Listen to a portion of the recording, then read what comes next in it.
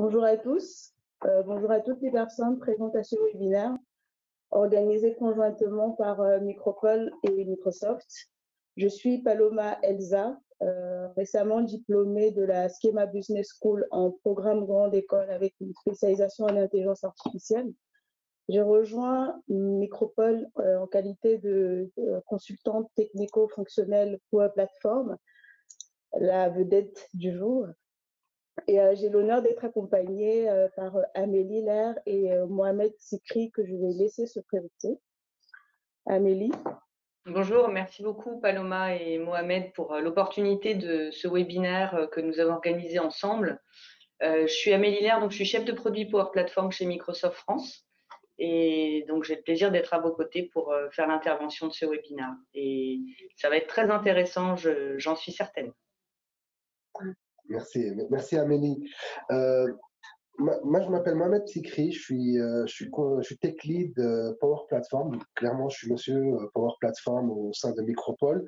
Cela fait plus de 10 ans maintenant que j'évolue dans l'écosystème Microsoft et c'est avec un grand plaisir qu'aujourd'hui, on va partager avec vous ce use case Power Platform.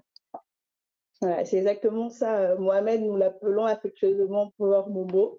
Donc, vous allez certainement entendre Power Momo revenir tout au long de ce moment ensemble. N'en soyez pas surpris. Donc, on va voir ensemble, on va parler de la Power Platform. On va voir en quoi consiste cette technologie. On va voir les différentes briques. Ensuite, on va poser le contexte d'un besoin client qui aura été traduit en use case. On va ensuite voir comment est-ce que nous, on va accompagner ce client dans le développement de la solution pour répondre à son besoin. On verra ensuite l'impact métier de la solution qu'on leur a proposée. Et on verra finalement l'application en elle-même, l'application qui a été développée. On aura également quelques mécanismes, on va partager avec vous quelques mécanismes techniques d'arrière-plan qui font fonctionner l'application. Et rester jusqu'à la fin parce que nous avons une offre découverte pour tous les participants. Donc Paloma, d'abord, on va présenter Micropole, on va parler un peu de Micropole. Exactement. Au préalable, on va parler de Micropole. Vous devez savoir que nous sommes une société de conseil spécialisée dans les domaines de la transformation digitale, de l'expérience digitale à travers notre agence digitale dédiée WIDE. Cela fait une trentaine d'années que nous accompagnons un peu plus de 800 clients en France et à l'international sur des sujets, sur des enjeux de pilotage de la performance, de gouvernance de la donnée. On va valoriser la data avec des techniques telles que le Big Analytics, la Smart BI. À ce jour, nous avons noué un peu plus de 40 partenariats avec des éditeurs leaders du marché, dont Microsoft, ce qui nous permet au quotidien d'accompagner nos clients, de créer et aujourd'hui de co-créer ensemble des solutions innovantes data, cloud, digital, financière. C'est dans cette dynamique qu'on a construit à Micropole le centre d'excellence Microsoft et je pense que Mohamed saura nous en dire plus. Alors, qu'est-ce que le centre d'excellence Microsoft? C'est une équipe pluridisciplinaire qui existe maintenant depuis quelques années. Cela tourne essentiellement autour d'une expertise sur 3 axes: Azure Data, Power Platform et la sécurité. Nous sommes bien sûr certifiés Gold sur moult compétences Microsoft et nous comptabilisons à ce jour, je pense, plus de 200 certifications pour à peu près 160 collaborateurs et cela évolue chaque jour. Dans les compétences que l'on a au sein du centre d'excellence nous permettent en fait d'accompagner nos clients du début à la fin d'un projet sur l'ensemble des aspects. Nous pouvons bien sûr faire pour le client et, avec des solutions clés en main quelque part, mais aujourd'hui avec le low-code, etc., nous pouvons aussi nous positionner pour l'accompagner, l'aider à faire, le coacher, le former et essentiellement au niveau de la chefferie de projet, l'accompagnement au changement, nous sommes aussi présents. Aujourd'hui, nous avons à peu près 35 personnes qui sont justement spécialisées autour de la Power Platform, et cela va des consultants spécialisés qui ont 2 à 3 ans d'expérience et qui ont enchaîné plusieurs projets sur la Power Platform, à des développeurs seniors, des data analysts, des chefs de projet, des consultants fonctionnels, des architectes, aussi des formateurs qui vont pouvoir comment vous dire, vous accompagner, faire pour vous ou faire avec vous les projets que vous voudriez éventuellement faire sur la partie Power Platform.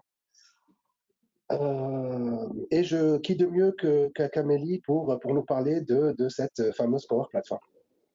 Donc, merci Mohamed et merci Paloma. Donc, je vais juste vous redonner un petit peu de contexte par rapport à la situation qu'on est en train de vivre actuellement. Il y a un certain nombre de changements qui sont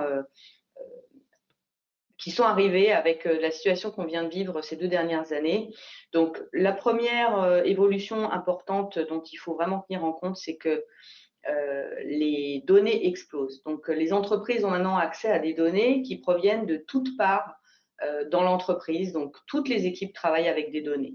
Ce sont des données clients qui peuvent provenir de l'IoT, d'applications mobiles, des sites de vente en ligne, ou encore, on pense souvent à la donnée chiffrée ou avec des lettres, mais par exemple, quand on a des empreintes digitales avec une capture d'empreinte digitale, ça aussi, c'est de la donnée. Donc, on a cette explosion de données, et bien évidemment, ce sont des données qui sont, certaines sont plus critiques que d'autres. On a des notions de sécurité qu'il faut absolument prendre en compte dans sa transformation digitale. Donc, voilà, il y a un fait qui est les données explosent. Il faut absolument que les entreprises puissent mieux comprendre ces données pour surtout créer plus de valeur et se différencier par rapport à leurs activités.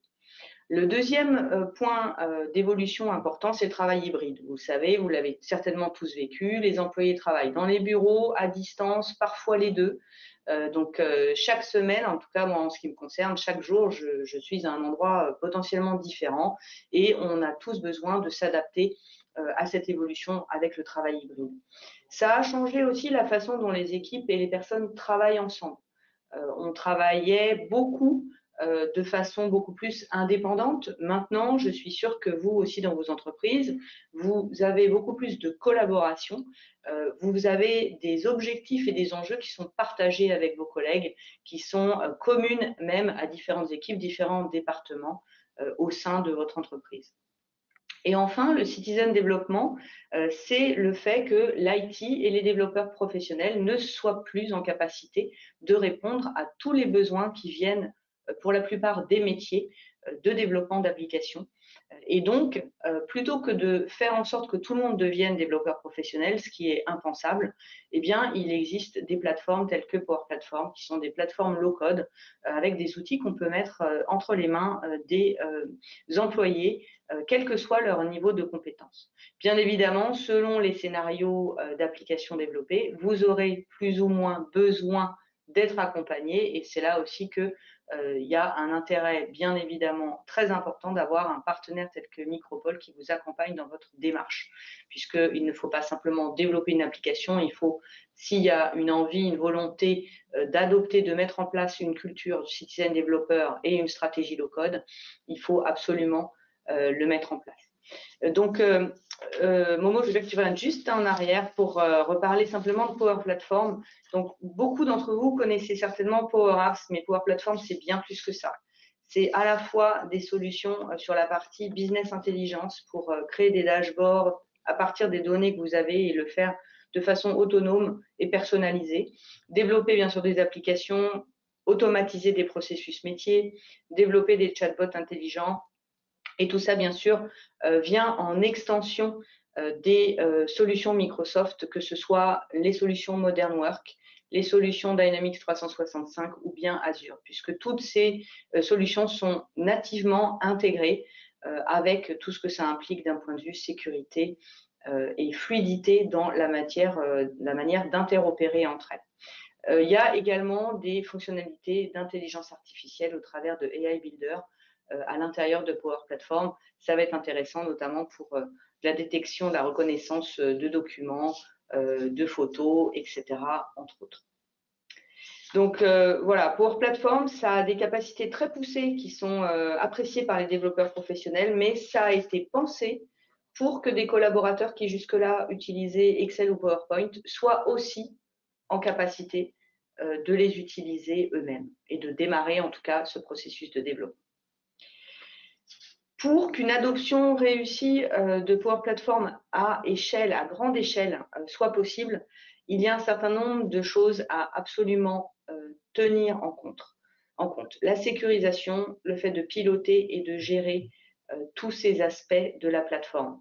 Donc, il faut, pour sécuriser, on parle d'identification et de gestion des accès, on parle de prévention de perte de données et des règles qui sont liées à l'environnement, le contrôle du chiffrement et l'exfiltration des données. Pour piloter, on parle du fait de la possibilité d'analyser l'utilisation et de pouvoir le faire aussi en libre service par les utilisateurs. Le fait de faire de la journalisation des activités. Donc ça, c'est bien sûr des fonctions qui sont à gérer par les équipes IT pour justement orchestrer toute cette gouvernance qui va devoir être mise en place autour de cette adoption stratégique. Et quand on parle de gérer, on parle de faire en sorte qu'il y ait une administration unifiée, la mise en place de Center of Excellence et le fait de dupliquer des bonnes pratiques, et également le fait de pouvoir automatiser des API et des outils DevOps.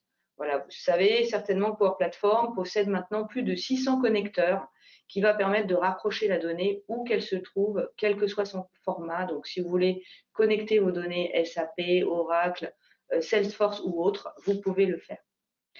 Voilà, donc je laisse la parole à Paloma qui va maintenant rentrer dans le vif du sujet avec un cas d'usage très concret.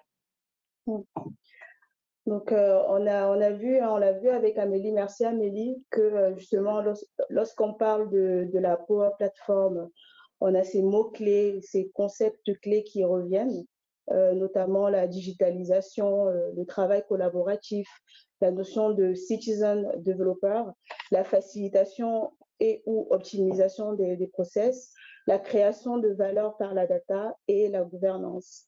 Donc, c'est ce que nous allons voir à présent avec l'histoire d'Anna. Anna est responsable du service comptabilité au sein d'une direction financière et elle est responsable du suivi des dépenses. Donc, Anna pilote une équipe qui est en charge de collecter les factures provenant de différentes sources. Ce sont des activités chronophages, redondantes et génératrices d'erreurs.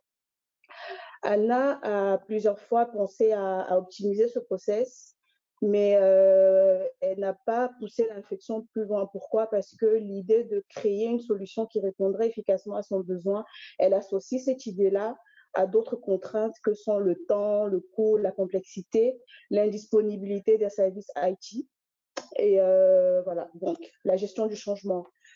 Anna, entre-temps, rencontre un chargé d'affaires de Micropole qui lui propose une offre découverte pour la plateforme. Et tout au long de cet échange-là, il va lui présenter des cas d'usage, il va lui montrer ce qu'elle pourrait faire avec la Power Platform et elle se dit que la Power Platform pourrait convenir. Donc finalement, Anna se dit, je pourrais optimiser mon processus avec des coûts maîtrisés et tout cela en toute simplicité. Pourquoi pas démarrer cette aventure-là?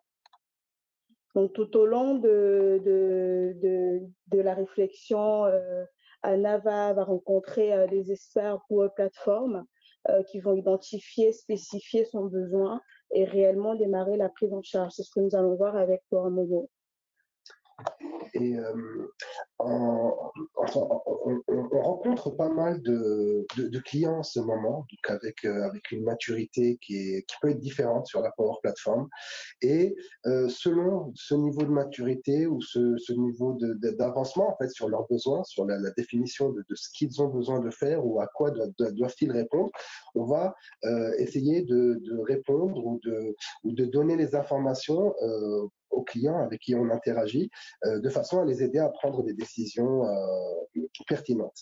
Dans le cas d'Amélie, elle avait une problématique et ne savait pas par quelle technologie ou comment faire pour l'appréhender. Donc l'un des premiers pas ou l'une des premières choses que nous faisons avec nos clients, c'est éventuellement d'organiser des ateliers avec les métiers souvent pour définir, pour affiner la compréhension et le besoin du problème. Ça va être notre premier step. On va faire éventuellement, pour des clients qui ne connaissent pas la Power Platform, on peut faire des présentations, en fait, déjà montrer aux clients qu'est-ce qu'on peut faire avec la Power Platform, quelles sont les possibilités qu'elle offre.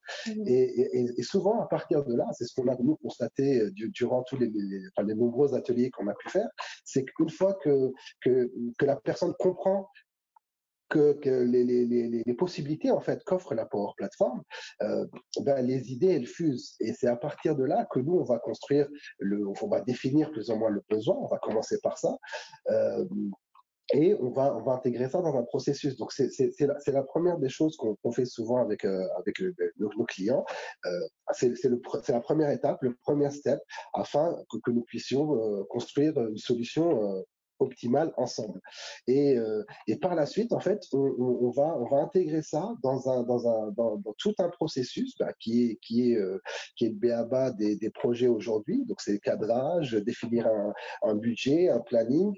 J'ai déjà parlé d'ateliers, ateliers d'idéation. On peut aussi, aujourd'hui avec le low-code, et c'est ce qu'on se dit aujourd'hui, c'est que notre positionnement, il va changer. C'est-à-dire que on est dans une position souvent où mon client il a un problème, il a un besoin et moi je fais pour mon client, je fais pour lui.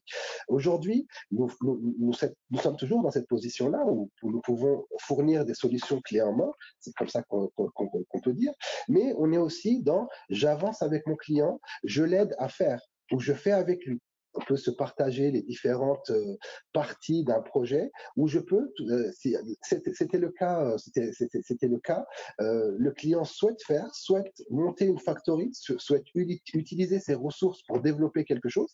Et aujourd'hui, avec les profils qu'on a et les différents services qu'on a mis en place, par exemple aujourd'hui, on a un service d'assistance. Ça veut dire que pendant le projet, nous mettons des experts à disposition des personnes à tout moment du projet de façon à ne pas à débloquer, à faciliter, à laisser les gens avancer. Et nous pouvons de cette manière-là avancer sur les projets de bout en bout. Et je vais laisser Paloma raconter la suite de cette histoire. Exactement. Donc, on a démarré la prise en charge avec Power Momo. On poursuit les interactions justement avec l'organisation et en rencontrant notamment les responsables DSI et les collaborateurs. Donc aujourd'hui, nous sommes avec Gabrielle. Gabrielle, cela fait 3 ans qu'elle travaille à la DSI. Elle a par ailleurs déjà développé quelques Power Apps pour son équipe, pour ses usages quotidiens. Mais voilà, rien de bien sérieux. Et lorsqu'elle est sollicitée justement par le responsable IT pour rejoindre cette aventure, elle a des appréhensions initiales parce qu'elle se dit, bah, là, c'est du sérieux. Là, il ne s'agit pas juste d'une application que je crée pour m'exercer. Il y a de la valeur qui est attendue derrière. Je vais répondre à un besoin, à des attentes spécifiques de mon entreprise. Donc, lorsque Gabrielle embarque justement sur le bateau, elle est prise en charge immédiatement par un expert Micropole, pour un moment notamment. Et donc, qui va la rassurer tout au long. Elle va être coachée, elle va être formée, elle va être accompagnée durant toutes les phases du projet. Elle va rapidement monter en compétences et voilà, être sensibilisée aux différentes best practices. Voilà, finalement, c'est sa montée en compétences et cet accompagnement-là qui vont permettre justement qui vont être les éléments marqueurs de cette success story qui justement s'achève par une validation des phases tests logiciels et une livraison couronnée de succès. Donc aujourd'hui, on a Gabrielle qui est satisfaite d'avoir optimisé son processus de suivi des dépenses. Elle a limité ses erreurs. Et on a Anna qui a gagné en compétences, qui a apporté un dynamisme nouveau également à sa carrière. On a Anna qui est satisfaite justement d'être aujourd'hui la référente clé pour la plateforme au sein de son organisation. Et bien sûr, on a nous sommes contents d'avoir apporté une réponse satisfaisante et ajouter une nouvelle success story à notre book. Et le service d'Anna, en fin de compte, c'est-à-dire on a une société qui a ajouté une nouvelle compétence, en fin de compte, un nouveau service, une nouvelle possibilité à leur société. Donc, en parlant de réponse, on a là l'application qui a été conçue justement pour répondre à ce besoin d'optimisation du suivi des dépenses, des factures au sein justement de ce service comptabilité. Donc, pour une facture donnée, on va avoir la possibilité de l'ajouter à la Power Apps qui a été conçue. La Power Apps, comme l'a présenté Amélie un peu plus tôt, c'est justement la brique qui va permettre de concevoir les applications en toute simplicité. Donc, on va ajouter la facture depuis un emplacement local. Ensuite, on a la brique Power Automate qui permet de programmer l'exécution automatique de l'extraction des champs de la facture qui vont intéresser justement le collaborateur du service comptabilité. Et justement, cette extraction, elle va se faire grâce à une intelligence artificielle dont Amélia a parlé plus tôt. C'est notamment de la reconnaissance de texte. Ensuite, les champs récupérés vont être exposés dans le dashboard et une fois vérifiés par le collaborateur, ils pourront être enregistrés sur Dataverse ainsi que la facture correspondante. Et donc, on a également une mise à jour en temps réel des valeurs sur le dashboard. Donc là, certainement, tout ça va sembler très, très théorique. On va voir maintenant, concrètement, comment est-ce que se fait le traitement d'une facture de bout en bout. Paloma va vous montrer l'application en elle-même, hein, ce que cette aventure a pu mettre en place. On vous parle du concept, de la problématique qu'a rencontré notre cliente, du développement d'une solution. En fait, on va vous montrer la solution. C'était un traitement de facture, hein, c'est bien ce que tu leur disais. Clairement, en fait, ils traitaient leurs factures à la mano, donc à chaque fois, ils prenaient une facture, ils rentraient les valeurs, ils étaient obligés de l'enregistrer dans une base de données pour ensuite mettre à jour et l'afficher sur des données. C'était un process très chronophage, source d'erreur. Et ce qu'on a fait, nous, c'est ce que Paloma va vous montrer, c'est qu'on a automatisé tout ça et on a délégué une partie de ce travail-là à l'intelligence artificielle, donc plus vite, moins d'erreurs et le temps, on l'utilise pour autre chose. Avec la possibilité toujours à l'homme de vérifier. Exactement. On laisse toujours la possibilité, on se laisse toujours la possibilité de surveiller la machine. Alors, l'application, elle est ici, merci. Accounting. Et je te laisse présenter l'application, Paloma. Okay. Donc, comme je vous l'expliquais un peu plus tôt, on va ajouter, suivez simplement mon curseur, on va ajouter une facture. C'est un dashboard Power BI, c'est ça? Attends, oui, attends.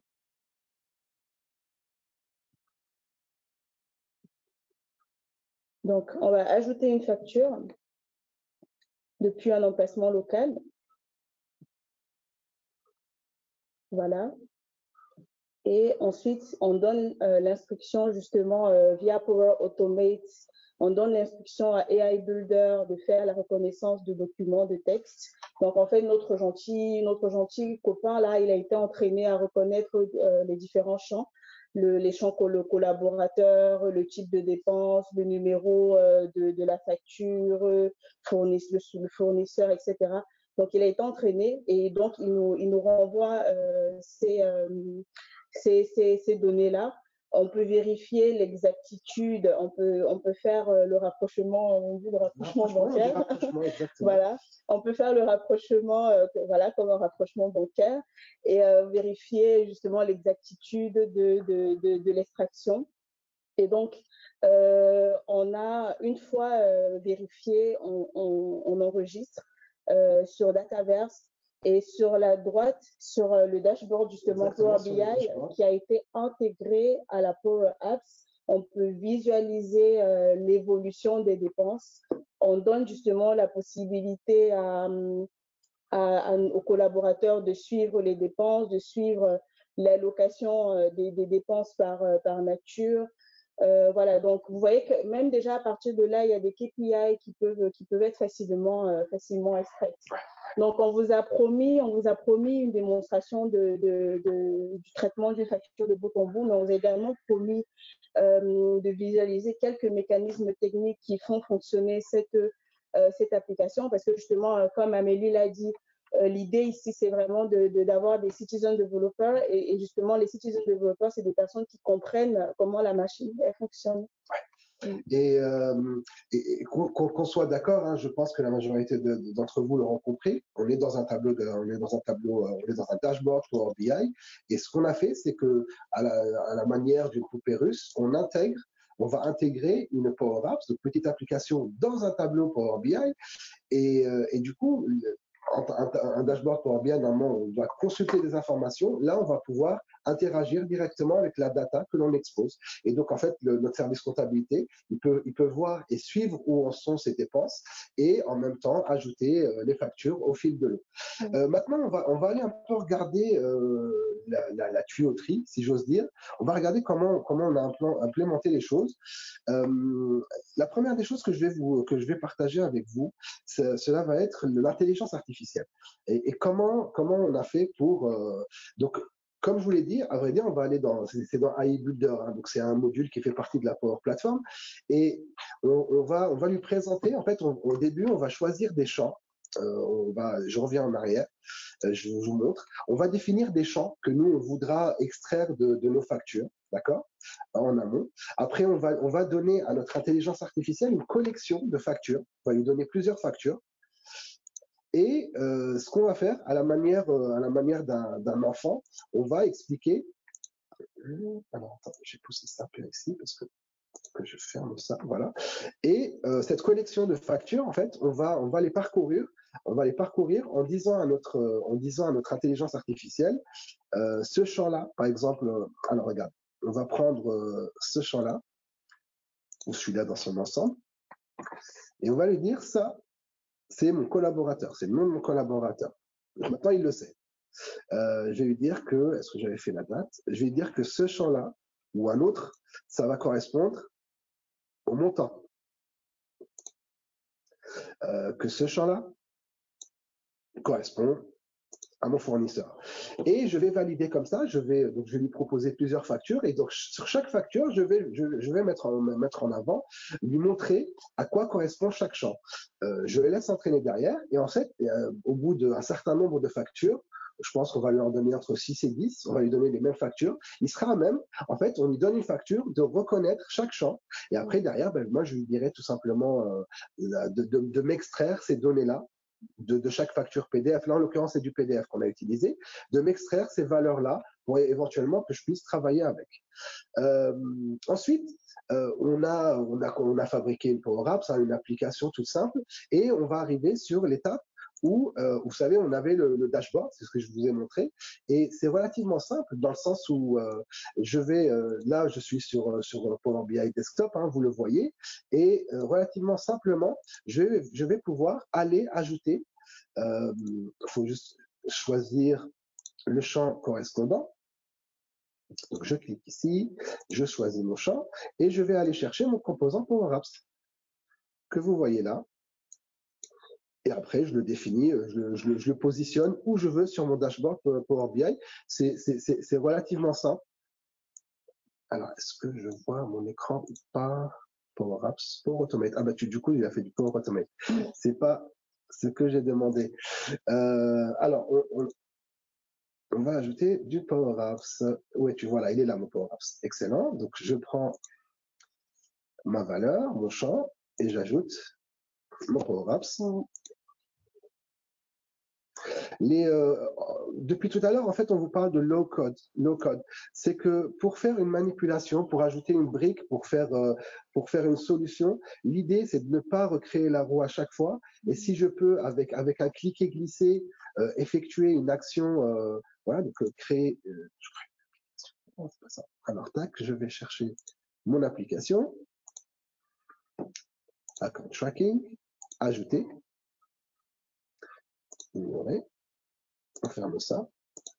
Et en fait, l'application que moi j'ai développée sur Power BI, vous voyez qu'elle est ici et que je peux l'intégrer directement dans mon Power BI. Et voilà, maintenant, en fait, mon application fait partie de mon Power BI, est connectée à la même data que j'expose via mon Power BI. Et on va continuer dans cette logique de poupée russe. On va aller dans Teams. Et dans Teams, toujours aussi simplement, ça veut dire, soit j'ai deux choix dans Teams. Vous imaginez qu'on va vouloir regrouper ou donner l'accès à des équipes ou simplifier en fait l'accès à l'application au lieu de partager des liens ou donner, on ne sait jamais où est le lien de l'application. Enfin, on va tout mettre dans Teams et j'ai deux choix pour ajouter. Je peux éventuellement aller dans une équipe, ajouter un onglet tout simplement, aller chercher Power BI.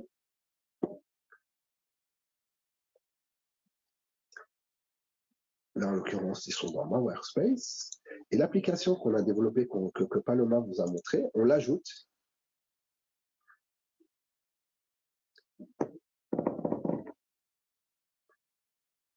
À notre Teams, en fait, à notre groupe Teams, et l'application, et ben voilà, tout simplement, voilà, je viens de déployer quelque part, j'ai donné accès à un groupe de X personnes directement à l'application sans et la gestion des droits etc. Elle est gérée directement dans Teams.